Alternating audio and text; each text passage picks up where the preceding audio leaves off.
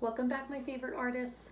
This week we're going to begin our first two-part lesson for virtual and in-person learning.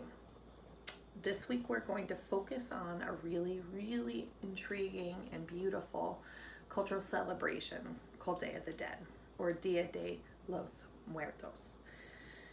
It is predominantly celebrated in Mexico, in one of the richest visually areas that focuses on the celebration is in Oaxaca. They create all sorts of things for Day of the Dead. So Day of the Dead starts on what we call Halloween, although it has nothing to do with Halloween. It just lines up from the roots of, I believe, All Saints Day, which is the day after Halloween. But again, it's actually not a religious holiday. It is a celebration of life and loved ones, and it's paying tribute and honoring all the loved ones that we've lost. And it begins in cemeteries, and you gather marigolds, my favorite flower. You then bring it from the cemetery to your house, and they often leave a trail of marigold petals to invite families back to their home. They offer food offerings of loved ones' favorite foods, Coca-Cola, fruit, whatever they enjoyed. So today we are in 3rd and 4th grade going to create a Day of the Dead skull drawing. We are just going to make one big skull with 5 different design elements. So it's not meant to be perfect. If you look at these that I picked up at Michael's, they're really simple. Well, there's a lot going on within, but it's not an anatomical study of a skull, okay? So we're not going to stress about it being perfect. Practice makes better. So you're going to begin with the top of the skull shape, which is a semicircle. Now, if you don't celebrate Day of the Dead or think it's appropriate, you could do a person's face with 5 different designs. There are all different ways you can modify this. It has now become commercialized though, that I think you should know the origins of it, because here in the United States, you may think it has to do with Halloween, but it truly doesn't. It's not a Halloween celebration. It's just been Americanized to make people believe so. So anyway, let's begin with the drawing. So I'm going to break it down for you step by step. Now, I'm drawing with pen. You should start with pencil. I've just been trying to draw with pen because it's a little easier to see when filming. So it's a semicircle shape, and you want to take up most of the page. I actually kind of wish I left a little bit more room at the top for a flower crown like you see here, but that's okay.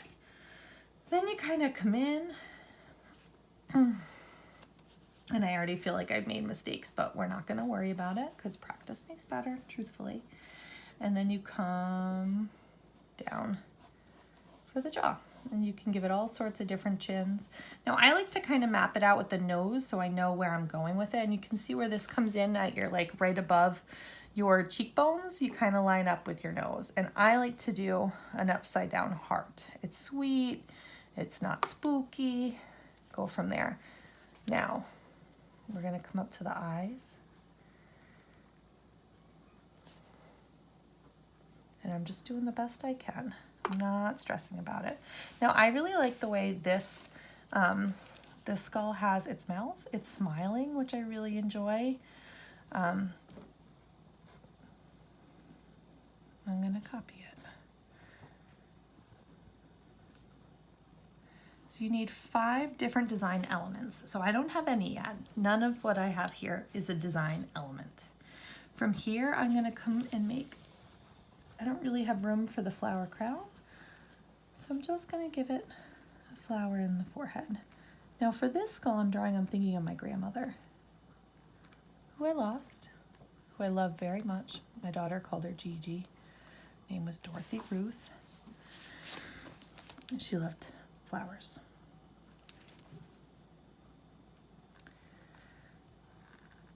So now I have 2 design elements, and this is really just a visual design. Now, my grandmother was Swedish, so I'm almost thinking about incorporating some Swedish-like designs, but I don't know. Now I have kind of these paisleys. thinking like the dollar horse, but I don't actually think I have room now that I'm working, and I think it'll take too long for the video. So I'm gonna continue this flower design, and you really want to try to fill your skull up with all different designs.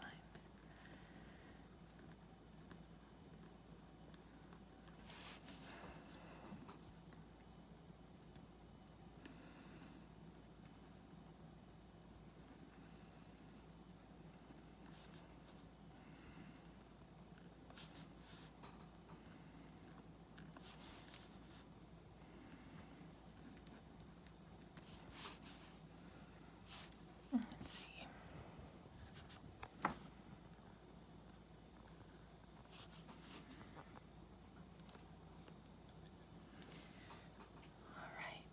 So you can see where I'm going with this. Today in art, we're only going to use pencil, and if you have time, you can go over it with pen. But I'm really enjoying this, and I hope you enjoy doing it too.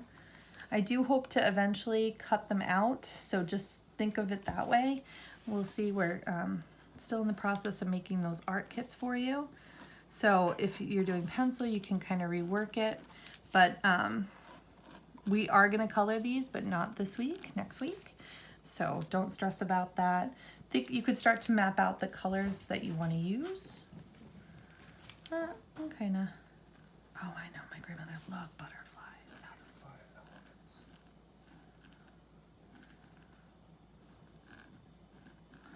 So you can see I have the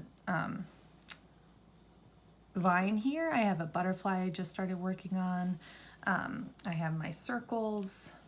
I have this paisley-like pattern here.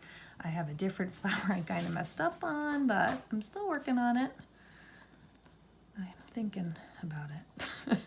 Trying to make like a mum or something, I don't know. But anyway, 5 different designs. So here's 1, 2, I repeated it, so it's not a different, it's the same. So 1, 2, 3, 4, 5. But you certainly could do more.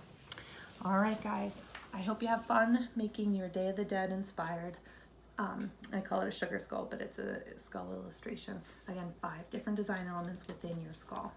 You could do a mustache too, a hat. I had a cool one I made at Wakefield last year, the year before that, Van Gogh's Starry Night inspired. I wish I had it to show you, but anyway, have fun, take care, can't wait to see what you do.